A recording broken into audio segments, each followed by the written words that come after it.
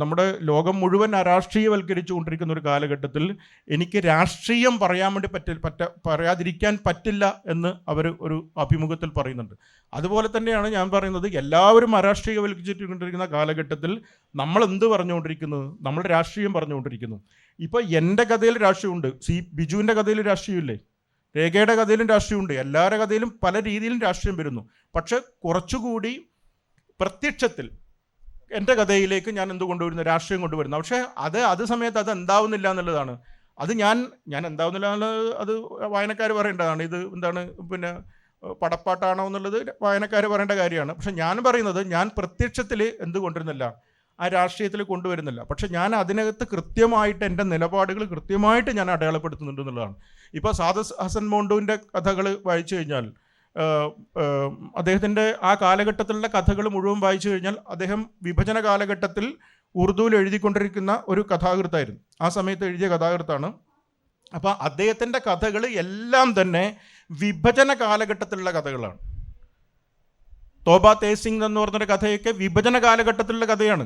അപ്പോൾ അത് കൃത്യമായ രാഷ്ട്രീയമാണ് അതിൽ പറഞ്ഞുകൊണ്ടിരിക്കുന്നത്.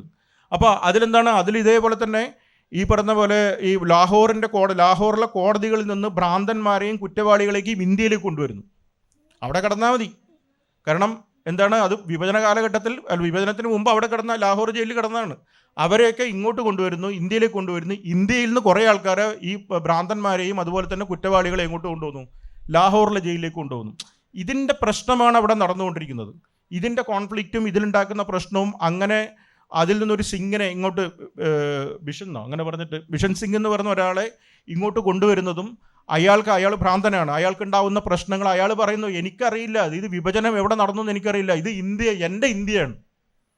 എൻ്റെ ഇന്ത്യയാണ്.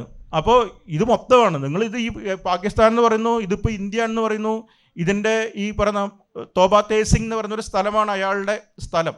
ആ സ്ഥലം എവിടെ എന്നാണ് അയാൾ ചോദിക്കുന്നത്.